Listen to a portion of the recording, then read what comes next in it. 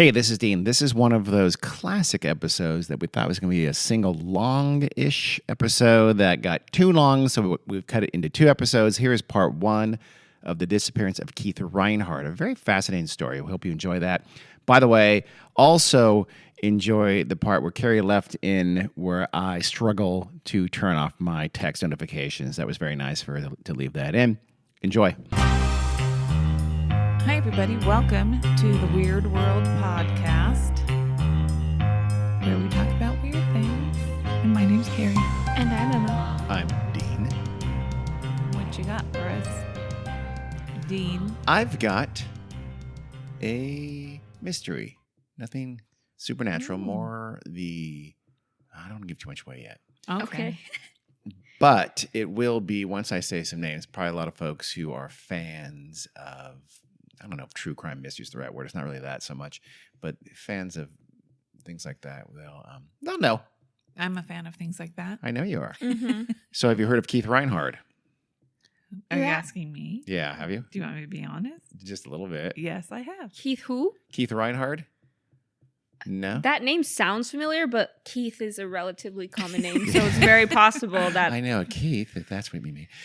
Well, Keith Reinhard was going through a midlife crisis. Don't you all? He was about to turn 50 years old. Ooh.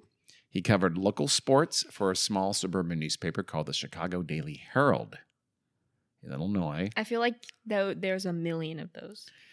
I'm surprised. I actually looked this up and it's still around. It still exists. Oh, but I really? was frankly surprised to find. I mean, I imagine a lot of those little local papers Are just gone. they're gone. They Yeah. just can't compete. I mean, the big newspapers are going out of business. Yeah. Mhm. Interesting. I guess they get local advertising, and that's enough for them to Yeah. scuttle along. But we have one in our little locality, you're right, we do.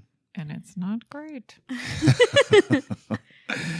He had not written the great American novel, though, by this time. He hadn't graduated on to sort of, bigger journalistic heights. And he had kind of grown sick of the hustle and bustle of city life in Chicago. So he was kind of disappointed with himself. And at times he even became depressed. He had also put on weight. So he's just kind of a downer. As right we now. do. As we do. Is he married? He loved his wife, Carolyn. Oh, okay. And his 2 children. But Keith was searching for something more, or at least something different. Something younger.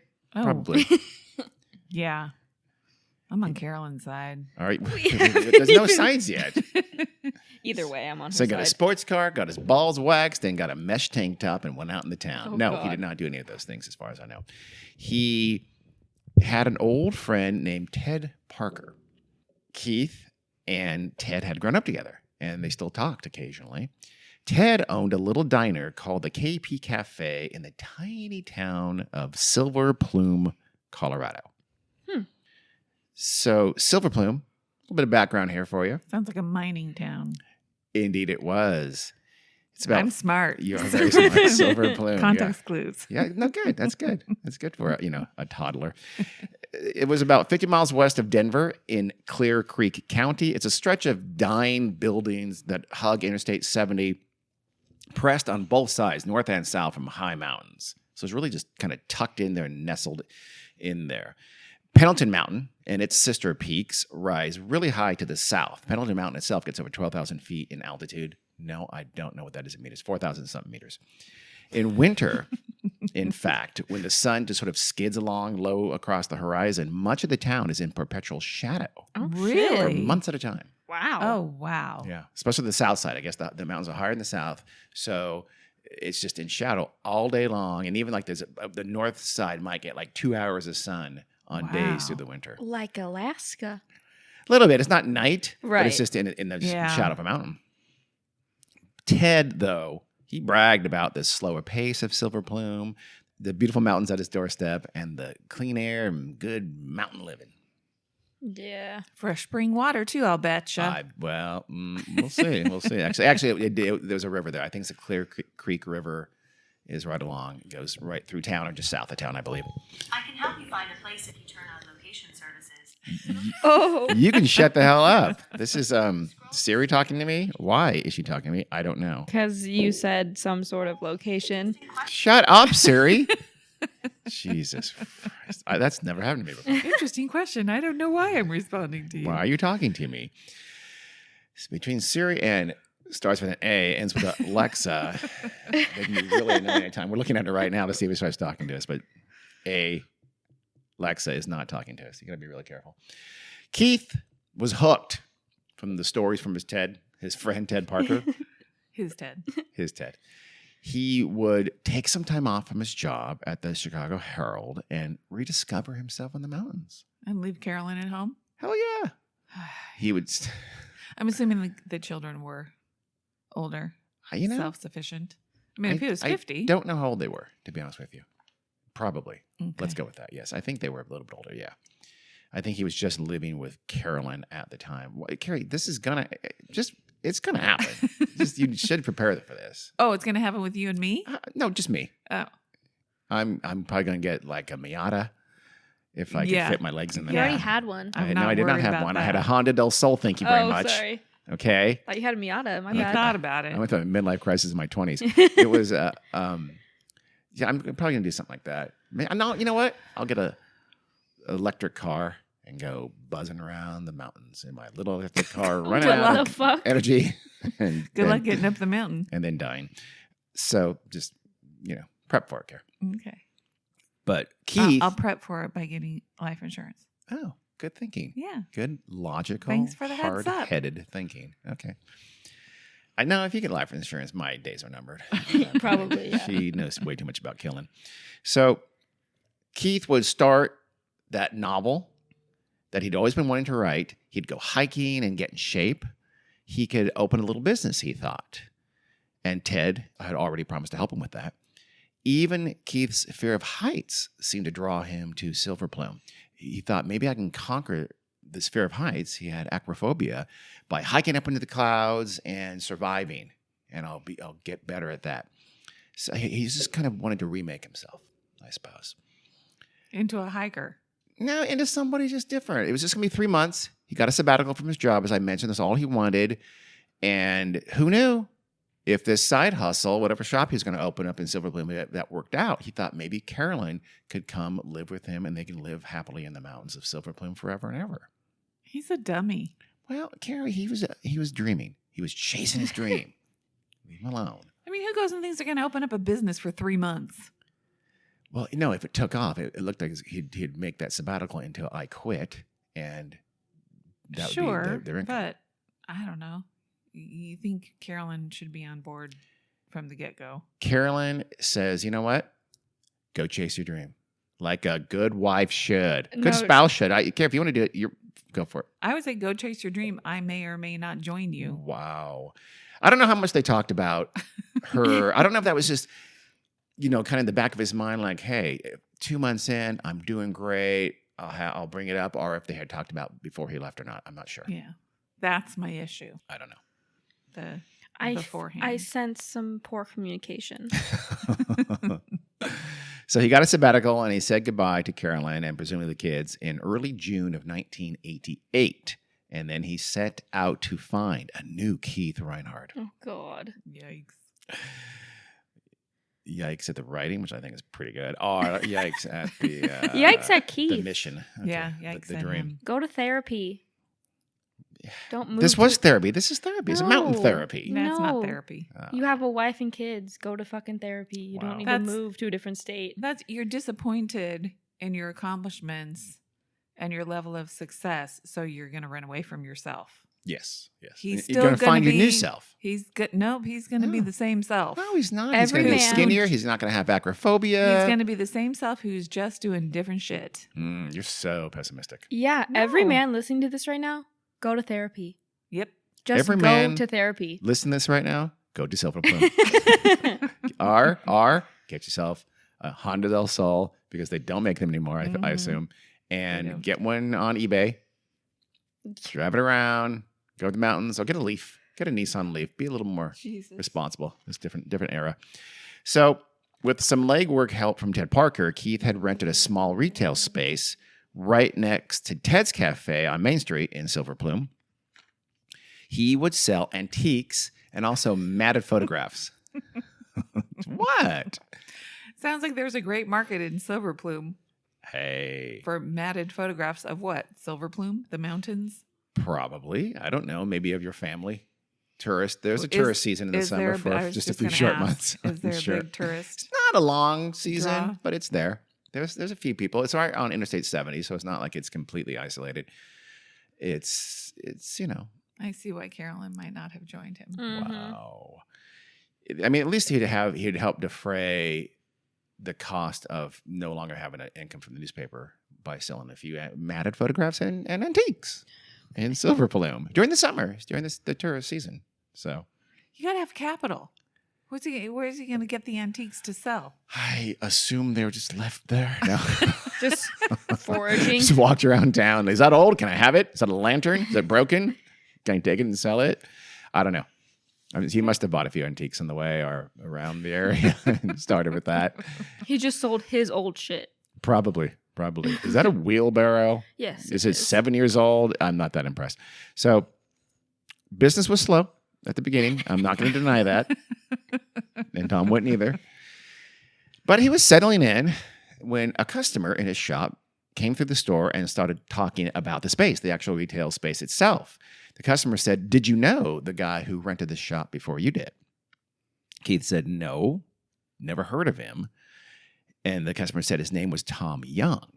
And I imagine Keith said, "Neat." So the customer said, the weird thing about Tom is that he went to walk his dog one day and he never returned. Ooh. He disappeared. So Keith says, "What's that now?" I assume. I'm reinventing myself into a sleuth. Pretty much.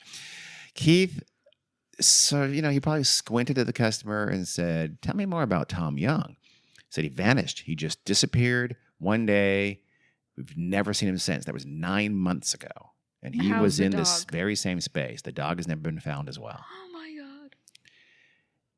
It was back on September 7th, 1987. Keith was hooked again. But now for this. Before it was moving to Silver Plume, now it was, let me find out what's going on with this whole Tom Young disappearance thing, right? Mm-hmm. He started looking into it, and soon he was borderline obsessed. I mean, every Jesus. day it consumed him. Then one day, Keith went for a walk on Pendleton Mountain, just outside town, the same way that Tom Young had almost a year before. He had done this before. He had hiked up the mountain before. This was on August 7th, 1988, 11 months to the day from when Tom Young had vanished. And since that day, August 7th, 1988, Keith Reinhard has never been seen again. What the fuck? Ooh. What a twist. Twist. I didn't know that. Emma didn't know that. Carrie's pretending. Sometimes, if we know we need to do a little pretending. Bear that in mind. So if you think me or my family is stupid because, like, hey, dummy, guess something. Sometimes it's because we don't want to give it away. Yeah. Just keep that in Well, mind. I knew the gist of the story. I don't remember all the details. I didn't remember how much I didn't like Didn't like what he was doing. Or, Wow, you know. you're being pretty judgy about Keith. I am. He's disappeared. Yeah. Okay, and then. But you can suck as a person and disappear. I don't think he I sucked. don't know that he sucked, but I think he's a very nice guy. I just question his. I just really encourage men to go to therapy. I Yeah. really encourage him to go to Silver Plume. This is how we differ. Silver Plume originally was going to be a gold mine, literally, for its founders, right? I'm giving a little background now. Okay. Again. Instead of finding gold there, though, they found silver. Yeah. So they made do with that, and the town thrived for a time. But then it fell on hard times, and the price of silver declined. Defiantly, the town survived, but barely. It held on. Has been called a living ghost town. Oh, And wow. it should have given up its ghost a long time ago, but it doesn't. And to this day, it still survived. In the late 1980s, when Tom Young moved there originally, Silver Plume had about 200 lonely souls left behind. Oh, That was really? it. So it's a tiny town. Yikes. That's, Yeah. oh my goodness. And go on Google Maps or Google Earth or something like that. The buildings, most of the buildings look like old-timey 19th Wow. century wooden buildings. Yeah. It does. It almost looks like a ghost town that just happens to have some people living there still. wow. It's pretty cool. So, how close is it to the nearest metropolis? Denver is like 50 miles or so away, Oh, that's pretty far. but it's up in the mountains, so it's not. I mean, it's probably like back in SoCal going to Big Bear. I don't know. Probably it's actually even closer than that. I think actually. But yeah, but I could see them getting a fair amount of Denver tourism, right? Yeah, I suppose, or tourism of folks moving through, because again, it's on a major interstate, but Yeah. it's 200 people left, man. That's it. That's tiny. Yeah, it is. Tom Young rented his retail storefront at Main Street and Silver Streets, and again, it was right next to the KP Cafe. Tom Young, he was a former Army Special Ranger who had been teaching at Arvada High School in Arvada, which is a Denver suburb, before he moved to Silver Plume. And one source I found said he moved there years before, but that doesn't sound right. Everything else indicates he had just lived there a short time, about a year-ish or so before he disappeared. What was his store? What did he do? He sold books, old books mainly, okay. but a small bookstore. Yeah, Yeah, I like that one. yeah, that's great. I like Again, Tom Young. yeah, and then in 1987, when he disappeared, maybe he moved there in 86, early 87. You still had a thing called bookstores. Mm-hmm. I don't know what that is. Yeah. So. They're not a thing anymore. I might Sadly. research them. Tom Young came to Silver Plume, apparently a pretty lonely man, though, and he was also looking for a change. For about a year, it seems, he eked out a living selling these old books. But by 1987, Tom lived alone with his dog, Gus, and had few real friends. He really hadn't made a big impression there in town. He was kind of a loner. He was something of a mystery to the people there in Silver Plume and kind of kept to himself, so they didn't know a ton about him personally. He seems also to have been viewed as a little bit of an oddball. And this is a town with a lot of pretty quirky people. Yeah. And a lot of transients, by the way, who kind of come in like Tom was apparently, and like Keith was going to be, or thought, whether they just come in, kind of try their hand at doing something in the mountains and then move on. They get a lot of that. Yeah. You probably have a romantic notion of what it's going to be like. Yeah. And then it's like, oh, shit. And then they're not I'm selling gonna them. move to a small town near the mountains and open a flower shop. Yeah, no, that's exactly that and then happens. they have no Yeah. friends in one grocery store. Yeah, that's And then nobody comes to their flower shop. So Keith was very friendly. A lot of people knew him. He made friends very, very quickly. Tom kept more to himself. Not that I don't think he was not so much well liked. He just was seen as a little bit a loner, a little bit a little odd, because one Silver Plumian, I'm assuming that's what you'd call them. He remembers that Tom would play fetch with his dog Gus in the street there out in front of his shop, but he would use a decapitated doll's head in lieu of a tennis ball or something that you would normally use. So he's a little strange. I would be friends with Tom. Yeah. See, I told you I like if he Tom. wanted you to be friends with Tom. So, how do I turn off my That goddamn- might be getting picked up. How do I You turn can off? silence a thread. Hold on. How Yeah. am I going to do that? You might have to give it to Emma. How do I do that? Super annoying. Should I just turn off my buzzer completely? Can I just do that? Your buzzer. Okay. Your pager. Okay, ready? On September 7th, 1987, Tom told some of the few people that he did know in town that he was taking off for a European vacation. He was leaving immediately that day. He would be back, but in the meantime, I'm off to Europe. I'll see you when I get back. Weird. Very sudden. No one knew anything about it whatsoever. Tom locked up his shop and he walked out of town with his beloved mutt, Gus. Walked out of town to go Walked to Europe? out of town with his beloved mutt, Gus. Keep that in mind. That doesn't make any sense. No, it doesn't. Tom did not come home that day or the next day. No, because he went to Europe. Yeah, or 3 weeks later. Still no Tom Young back. And so they started asking questions. Do you really leave Europe on a seeming whim? I mean, to Europe? Well, he didn't have a lot of friends, right? Yeah, but who's he going to tell? Then why tell anyone? But he suddenly tells somebody on the day he's leaving that I'm going to Europe? Well, you know, Why not tell him- in case you need a book, I'm not going to be open. Okay.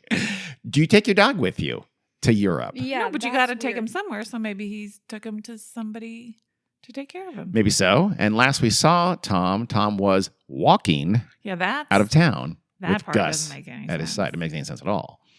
So the locals started wondering what really happened to Tom. They thought, and then they found out that Tom had not actually bought any kind of an airplane ticket to go to Europe. And I guess they're in contact with his family because his family said, we have heard nothing about that at all. He never told us or anyone, his part of his family, that he was going to Europe. Yeah. So now it became, okay, this doesn't smell right.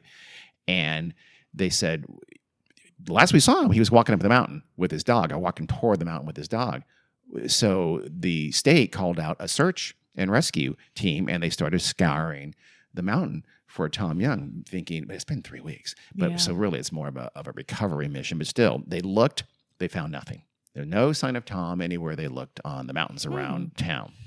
So Tom Young, last seen walking up toward Pendleton Mountain, had vanished as if he had never been there. Again, that happened 9 months or so before Keith Reinhard moved into Silver Bloom and found out about this Tom Young mystery. So he viewed Tom Young's story from a writer's eye, and he found it compelling. As I mentioned, he became a little bit obsessed with it. He quizzed his friend Ted Parker about it. And then he just threaded through the town, asking everyone and anyone who had ever known Tom Young about their memories, their impressions, any kind of information, what he was doing, anything at all. He took copious notes from these conversations. Because remember, he's a reporter. It's just his nature. And before long, this kind of evolved into the germ of a novel. He thought, okay, well, this will be the novel. I wanted to write something when I was here. This will be it. I'll whatever. I don't know what he had planned to write, but he checked that aside, and he said, I'm going to write a novel based on this story about Tom Young. The lead character kind of morphed into this composite of Keith Reinhard, and Tom Young. Kind of a melded character of the both of them. I guess a little more Keith's personality maybe, but the Tom's adventure. He called the character Guy Gypsum, by the way. Guy Gypsum. That's a pretty cool name. Nice. It's actually a pretty lame name. Anyway, digging constantly, Keith obsessed, but then real life, it came at Keith like a distraction. His store was not doing well at all. So his sojourn into the Colorado mountains was becoming a financial drain on he and Carolyn. There had also been some friction with Carolyn and his family over this whole trip, as you can imagine, as there's friction with you right now, and I'm not even going to Silver Bloom. So I imagine how it was for Keith. Yeah. Although maybe his wife was more supportive. I don't know. And his children, too. Maybe they were more supportive, I guess. Certainly the dream of Carolyn coming to stay forever in Silver Bloom was fast fading. If he's not going to make enough money. This is, again, during the summer tourist season, so not likely. Worse still, though, he had started writing with a spree and a hunger, but the flow of his writing, his novel, had slowed to a crawl by now. He was kind of getting writer's block. And he would often push aside writing the novel in favor of just re-examining his notes about the real Tom Young and investigating Tom Young. And it was kind of taking the place of writing this novel he was hoping to write. Yeah. So the novel's going nowhere. He learned nothing of what happened to Tom Young. His enthusiasm for the project that would kind of save himself from himself began to flag. So this is where Keith found himself in July 1988, the clock ticking on his newspaper sabbatical, his dream dying day by day when he walked into the mountains. But the one thing that had been going well during this time, walking up the mountains to get in shape, he was doing it. He was loving it. He would go on these walks all the time.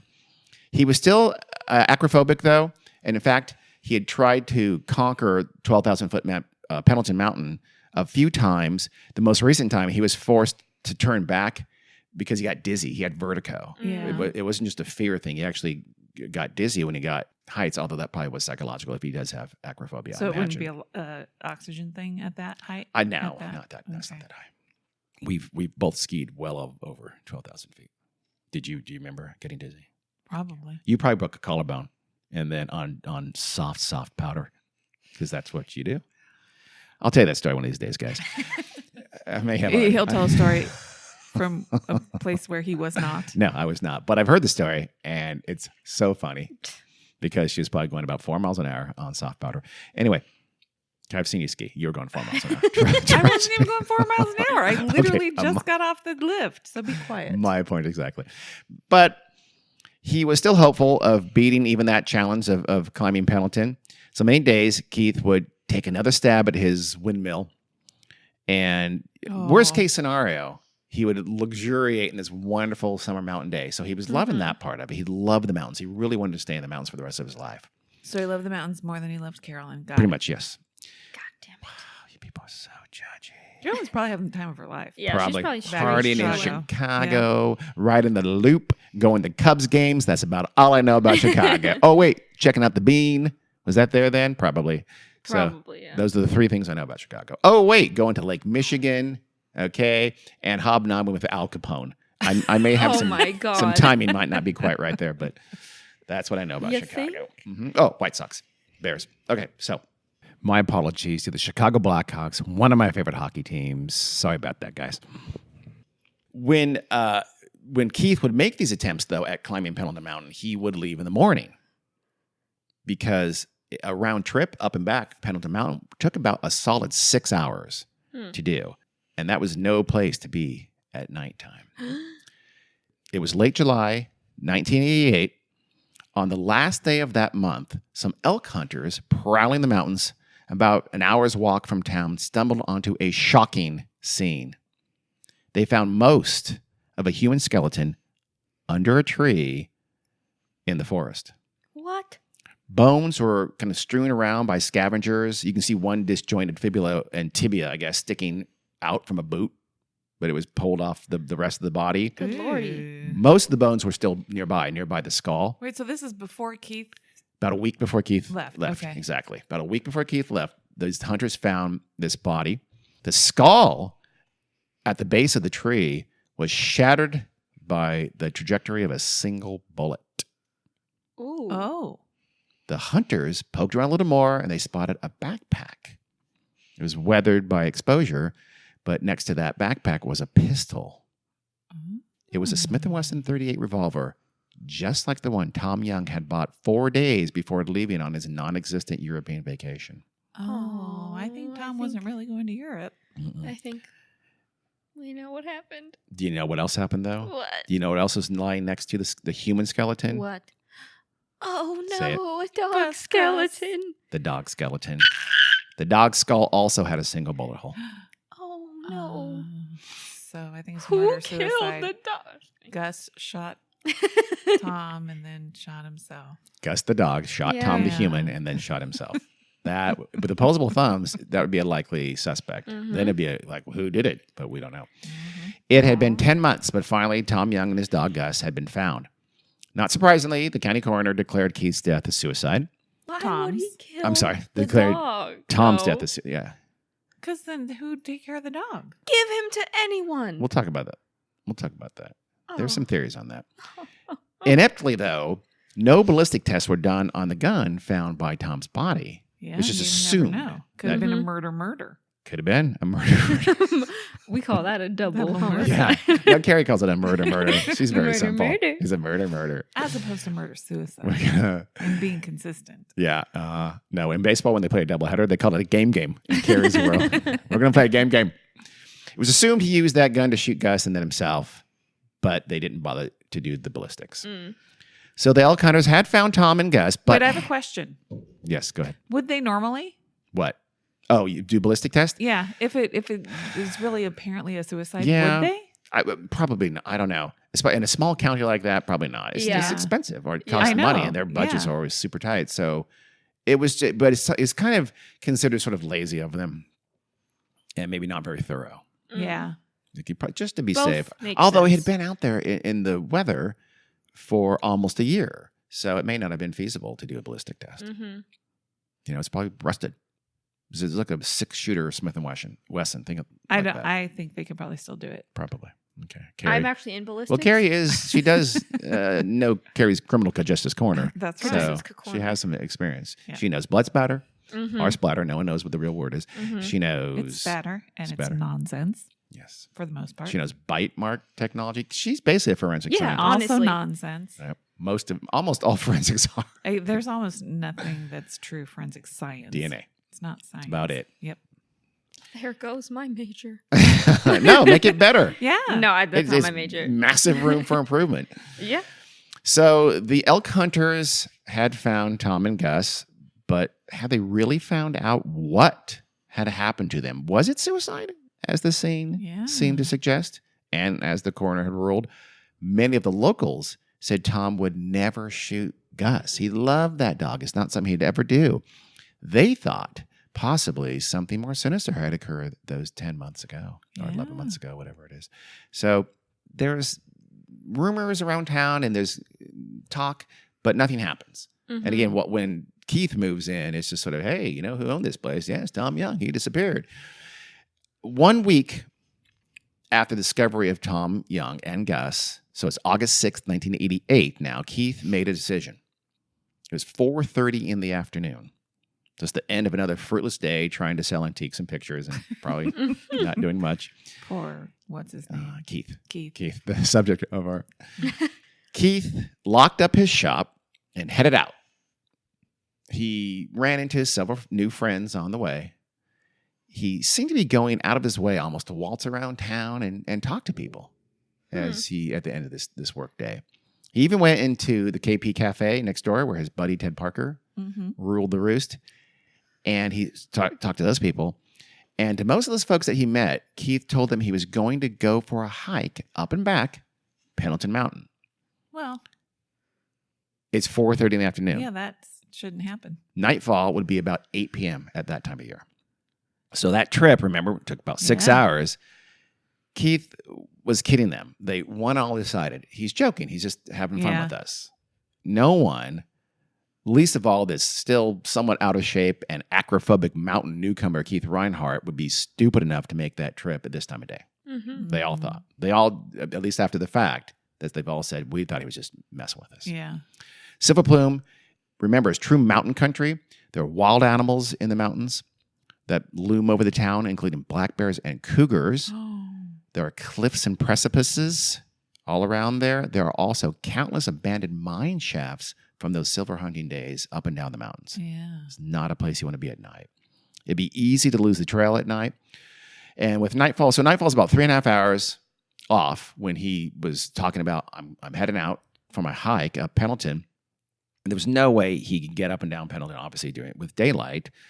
And at 12,000 feet plus, even in the summer, it'd be really cold up there at night, risking hypothermia, right? Cold enough for that. Keith did not appear to be even vaguely dressed for this kind of a mission. He just wore his normal antique selling clothes, not even a jacket or boots. I mean, just the stuff he'd worn all day. Yeah. He just locked up and said, I'm heading up the mountain. Huh. No one recalled seeing him with any kind of a gear as he left town that afternoon. Yeah. No, not even a backpack, nothing. A Not water even- bottle? Not even water. Not even a water bar. Maybe some people thought he was carrying a can of Coke. Seriously, that's it. Got my can of Coke, going up the mountain in my tennis shoes and Pendleton. Khakis. Seriously, I think it was jeans. And again, this was a mission he had tried before and always failed. He had never made it up the top of Pendleton. And he had always done those in the daytime after presumably preparing for the hike that he had planned. Stretching properly. Get some good calf Yeah. stretches. Yeah. Mhm. That's what I meant by that. Carbo load. Absolutely got to do carb load. You got to get some pasta. You got to get maybe some power bars. Did they have power bars in 1988? Or there's a thing? I don't remember. They had like granola bars, yeah. of course. Yeah. Lots of those. We didn't have like what we would now With actually call power protein bars. and Yeah. stuff. Yeah. No. Granola was That was served the olden days. That was the olden days. Now they have a whole aisle and they're grossly overpriced. So Keith told some folks that he planned on being back by 10 p.m., which is pretty ambitious. And it was kind of a personal deadline, I guess. And he said, and he took off about 4:30. And wait, hold on. Would, Go ahead. I would say, which means he really intended to do that. If, It sounds like it. huh. But again, That's they very all think strange. Keith is messing with us, right? Yeah. Ted Parker would later say, quote, he was in the cafe and told me he was going to make it to the top of the mountain. If I don't come back, call on the rescue. And he said that in jest, I felt. I have this picture of him pointing to the mountain and saying goodbye. Huh. That's how Ted felt. Like, hey, if I'm not back by 10, call the rescue team out. So it's like, okay, you're just messing with us Right. again. Right. You're not really going up the mountain. At 10 o'clock, it'll have been dark for 2 hours. You're not going to Yeah. make it in that time anyway. He left himself 5.5 hours. And again, he's not like a, power hiker. He's not an Right. experienced hiker at all. But this was no joke. Keith was attempting to hike a mountain he had never been at night in the dark with normal clothes, no special gear, and seemingly just on a whim, a spur of the moment snap decision. Very odd.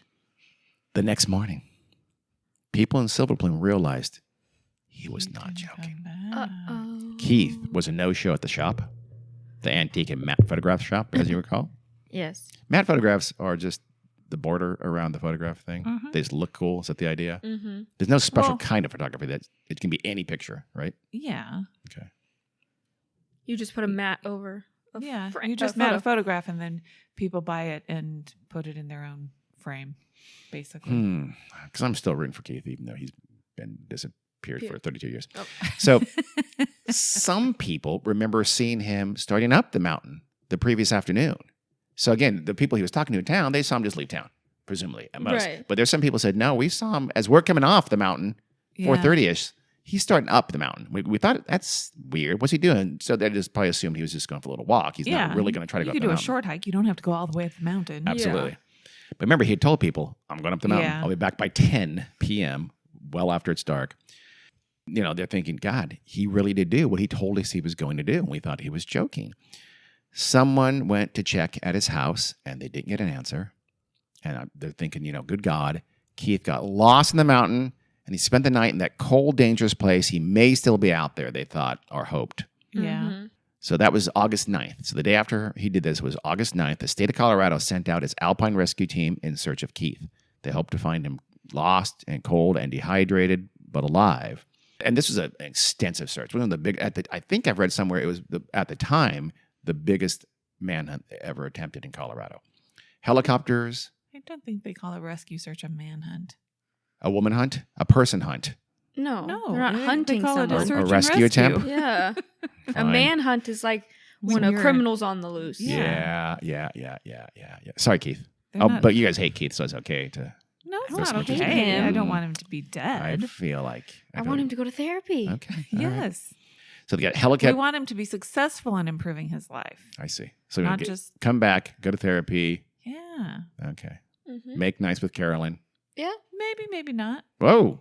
Divorce Carolyn. Sounds Carolyn might have moved on. like Carolyn's already done with him. Already gone. Wow, Carrie. Are you trying to signal me if I do go on my midlife crisis to Colorado? You're just gonna adios, check out, I don't know. move on. I don't know. I'll let you know Okay. when the time comes. Seems fair. So it has helicopters buzzing around the air, and while ground searchers are clamoring all over the mountain with dogs too, with his scent. The searchers included professionals from the rescue team for the state, but also a ton of the townspeople of Silver Plume came out and volunteered. Mm-hmm. And the guy from Chicago had made a really good impression, and they wanted to find him. Yeah, that's nice. Yeah, it is. See, which defies your bad mouthing of Tom and saying what a terrible human being he is, and saying how much you hate him and wish and are glad he's dead is what I'm hearing from you. No, he could be perfectly nice to the Silver Plumerians. I don't think that's how you say it. I don't know where you got that idea. That's weird that you'd say that.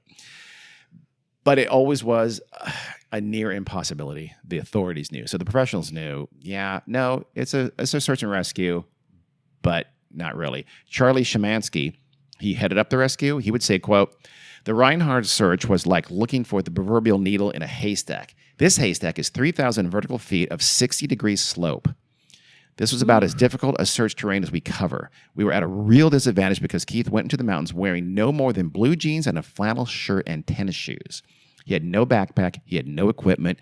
A typical subject of a search will leave lots of clues for us to trace. Keith didn't leave many clues. He didn't have many with him to leave behind.